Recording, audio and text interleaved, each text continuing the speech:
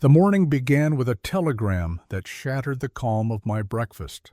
My wife passed it across the table, her eyes already expectant. It was from Sherlock Holmes. "Have you a couple of days to spare?" Wired from west of England in connection with Boscombe Valley tragedy. Air and scenery perfect. Leave Paddington by 11 to 15 a.m. I could hardly refuse. The change of air would do me good, and the chance to watch Holmes at work always stirred something deep within me. By the time the clock struck the half hour, I was in a cab, bag packed, rattling toward the station. Holmes stood on the platform, tall and gaunt, his long gray cloak making him seem even more spectral. "It makes a world of difference having you here, Watson," he said. "Local aid is often worthless or hopelessly biased. You I can trust." Once the train pulled away, Holmes immersed himself in a mound of papers until reading slipped past. Then he rolled them into a ball, tossed them on the rack, and leaned forward. "The case seems simple, but appearances deceive. They've accused James McCarthy of murdering his own father, Charles. The evidence looks damning, but I suspect there's more beneath the surface." He explained as the countryside blurred outside. Boscombe Valley lay in Herefordshire, a district dominated by a wealthy landowner named John Turner, once an Australian prospector. Turner had befriended Charles McCarthy back in those colonial days, and when both returned to England, Turner leased him a farm called Hatherley. They lived near each other, equal in standing, if not in wealth. McCarthy had one son, James, and Turner a daughter, Alice. Neither man's wife lived, and both families kept to themselves, though McCarthy and his boy were often seen at races. On June 3rd, McCarthy left Hatherley Farm around 3 o'clock in the afternoon, telling his groom he had an important appointment at Boscombe Pool, a small lake half a mile away. He never returned alive. 2 witnesses saw him on the path, an old woman, and William Crowder, Turner's gamekeeper. Minutes later, Crowder also saw James McCarthy walking the same way with a gun slung under his arm. Then came the critical testimony. Patience Moran, a 14-year-old girl gathering flowers by the pool, claimed she saw father and son quarreling fiercely. Charles shouted angrily. James raised his hand as if to strike, and she ran in fright. Shortly after, James appeared at the lodge house, breathless and blood-stained, crying that his father was dead. The body lay on the grass by the pool, skull shattered by repeated blows from a blunt weapon. James's gun lay close by, its butt end bearing suspicious weight. He was arrested on the spot. At the inquest, the jury returned a verdict of willful murder. Even Holmes admitted the case against James looked heavy, yet he was quick to caution me. Circumstantial evidence is treacherous. It points one way until you shift perspective, then it points to something else entirely. On the train, he read me James's statement. The young man said he had just returned from Bristol that morning, wandering toward the rabbit warren near the pool. He heard his father give their usual signal cry, "Cooey," surprised. He hurried forward. They quarreled. Yes, but he left while his father still lived. Then he heard a terrible cry, ran back, and found him dying. His father, he said, gasped out words he could barely catch something about a rat. James refused to reveal the cause of their quarrel, even under pressure, saying only that it had no connection with the tragedy. This silence, and the odd reference to a rat, sealed suspicion against him. Holmes leaned back with a faint smile. "Do you not see, Watson? Those are the very strongest points in his favor. His blunt acceptance of arrest shows honesty, not guilt. And his father's strange words, well, they may yet hold the key. We arrived in Ross late in the afternoon, greeted by Inspector Lestrade, lean and ferret-like. Freshly arrived from Scotland Yard, over tea. He declared the case plain as daylight. But then, before we could reply, the door burst open. A young woman, beautiful and trembling with urgency, hurried in. "I am Alice Turner," she cried. "And I know James did not do this. He is too gentle, too good, Mr. Holmes. You must believe me." Her eyes blazed with conviction. Her cheeks flushed with desperation. She confessed the quarrel between father and son had been about her. McCarthy had pushed for marriage between James and Alice.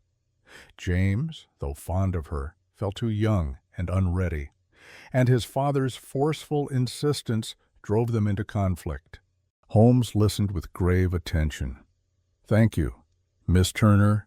You have told me more than you realize." But in her words lay something darker, unspoken, that hinted the truth would not rest in innocence alone. That evening, Holmes reconsidered his earlier plan to rest.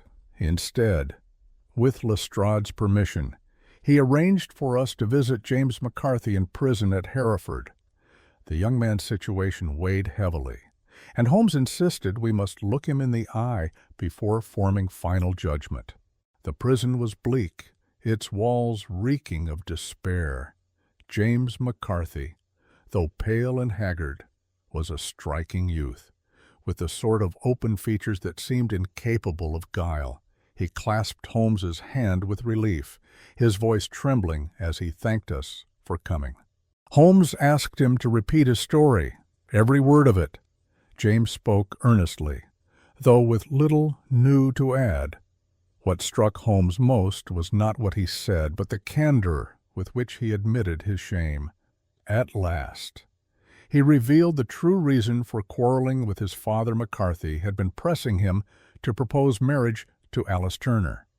James loved her dearly, but there was a secret that made marriage impossible. In his wild, foolish youth he had secretly wed a barmaid in Bristol. It had been a disastrous mistake. He had kept it hidden, but his father's relentless demands to court Alice drove him to despair. "Does Miss Turner know of this?" Holmes asked softly. "No," James said, covering his face. "She must never know, but now, with this trial looming, perhaps nothing matters." Holmes pressed no further, but on our way back, he remarked to me, "Do you see? Watson, this explains the quarrel without implying guilt. It also explains his silence at the inquest. To protect Alice, he bore the weight of suspicion.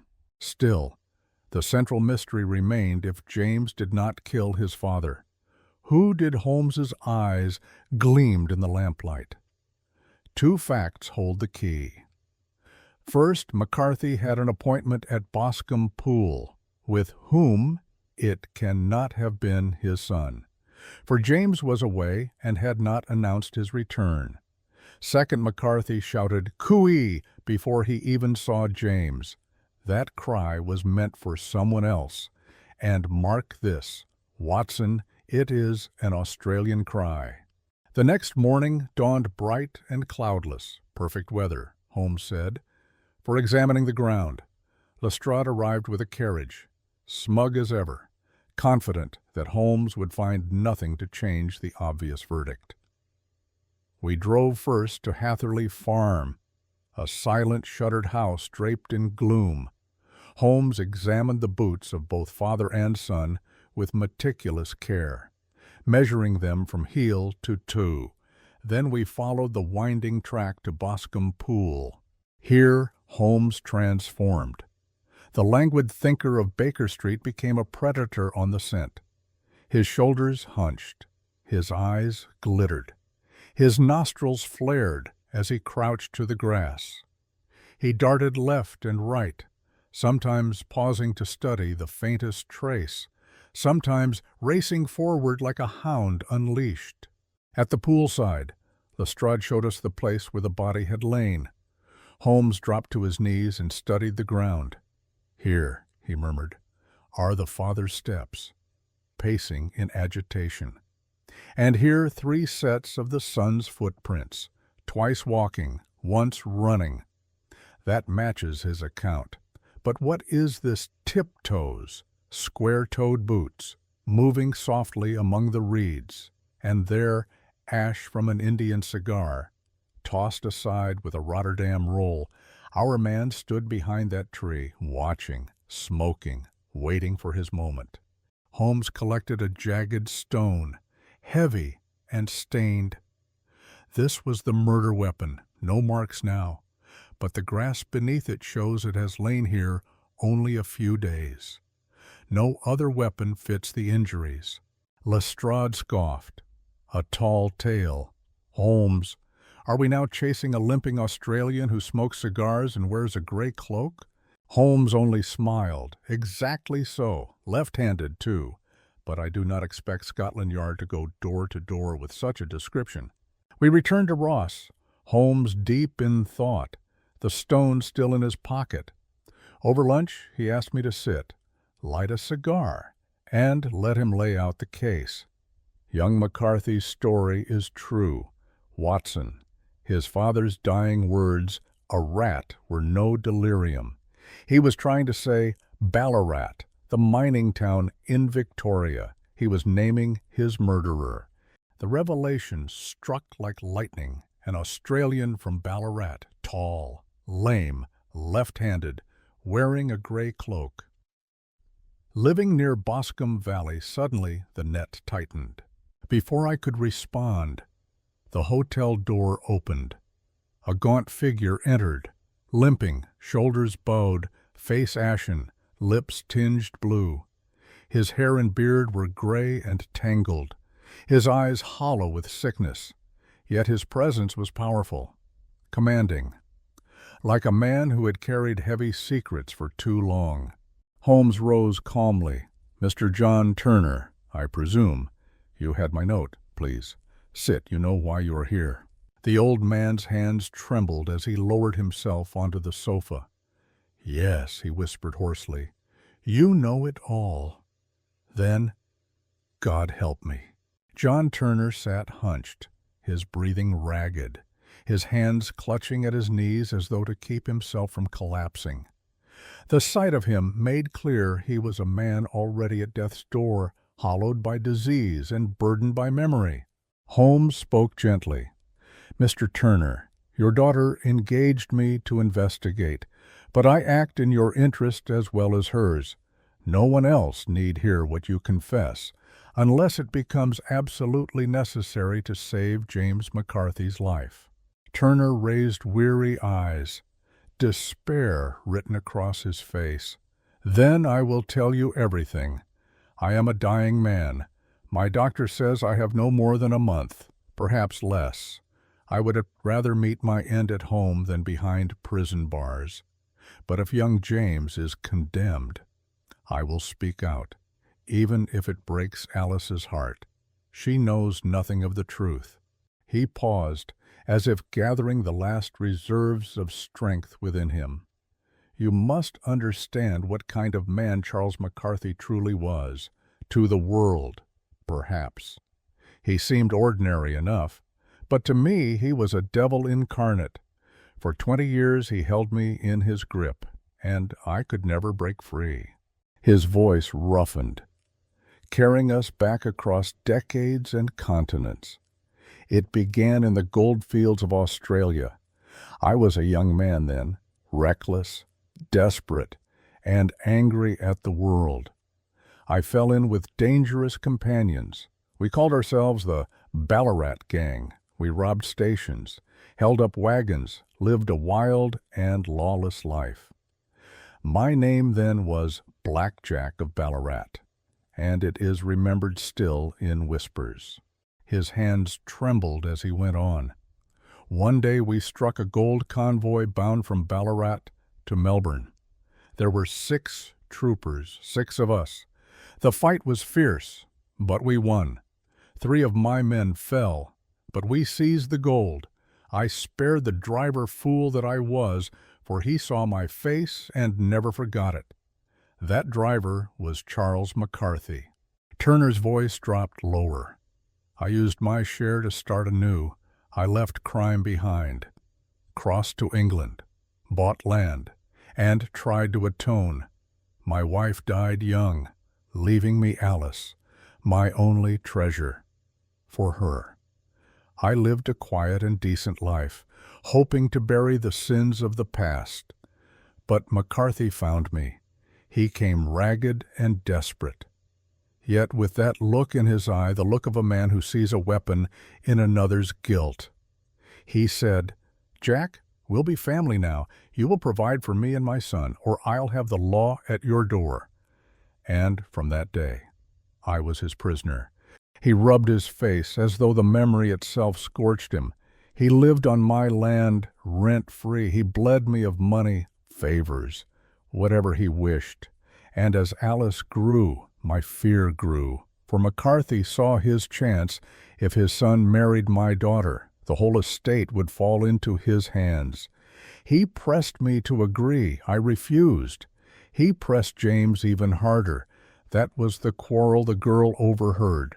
But my refusal sealed my fate. Turner's shoulders shook with the effort of telling it.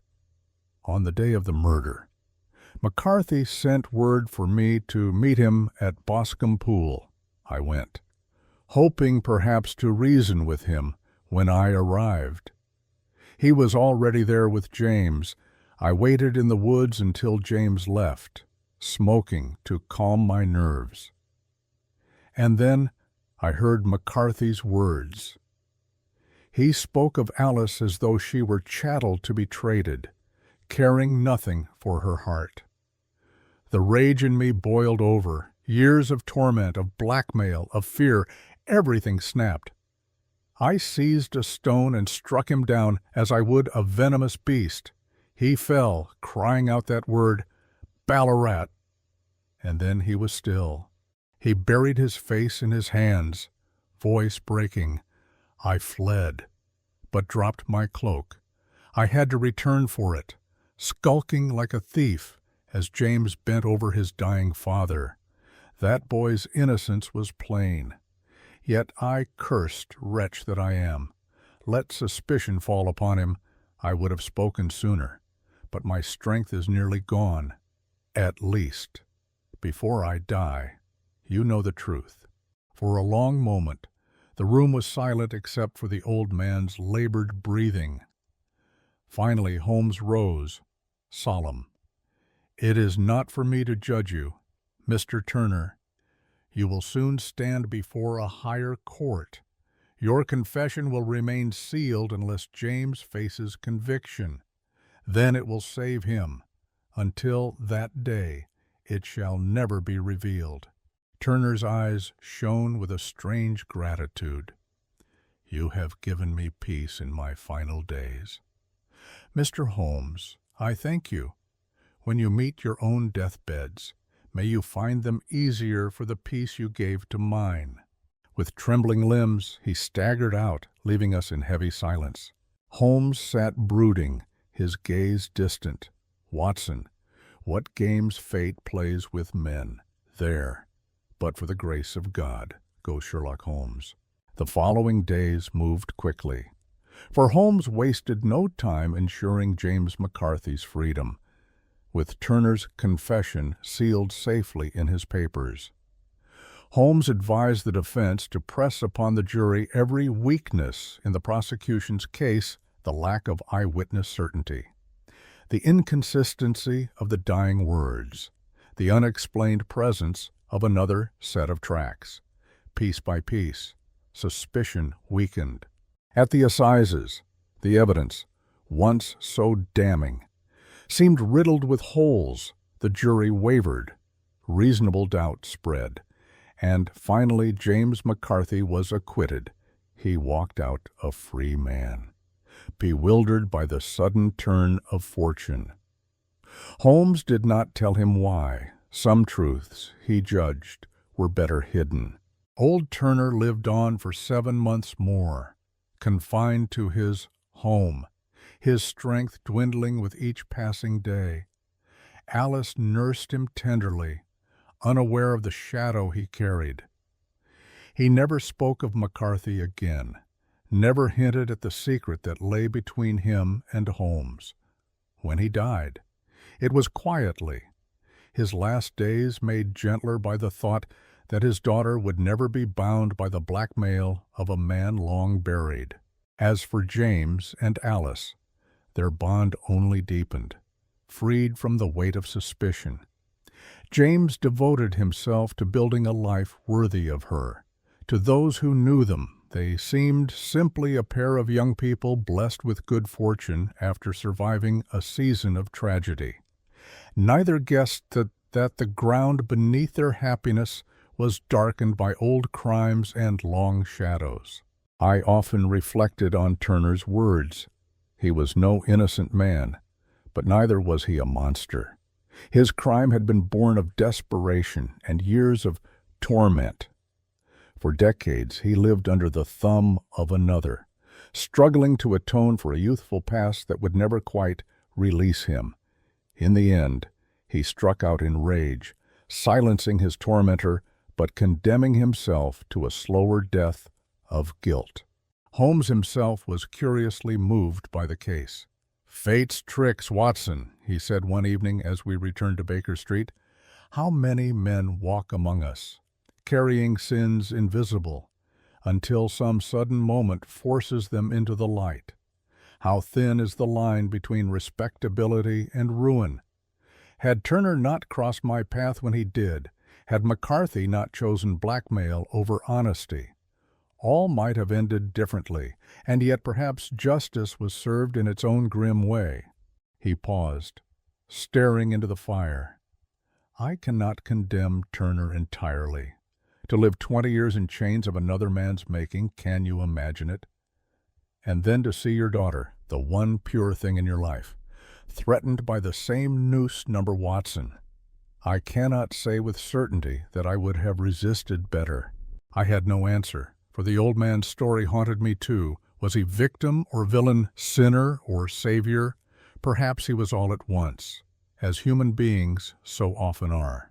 And yet one thought lingered strongest: James McCarthy and Alice Turner, standing together, blissfully unaware of the stain that once shadowed their families. The truth might have shattered them, but Holmes judged silence kinder. Some secrets, I realized, serve not to deceive but to preserve peace. The Boscombe Valley mystery faded from the headlines, but not from my memory whenever I think of it. I see Turner's weary eyes as he confessed, the way relief mingled with sorrow when Holmes promised his secret would remain safe. I see Holmes himself, unusually grave, whispering, "There, but for the grace of God, go Sherlock Holmes." Such cases left their mark not only on the accused and the guilty, but on us who bore witness. They reminded us that justice is not always about courts and verdicts. Sometimes it lies in mercy, sometimes in silence, and sometimes in understanding the frailty of the human heart. If you have followed this tale to its end, perhaps you too feel the same uneasy mixture of pity and relief. The world is never as simple as guilt or innocence, black or white.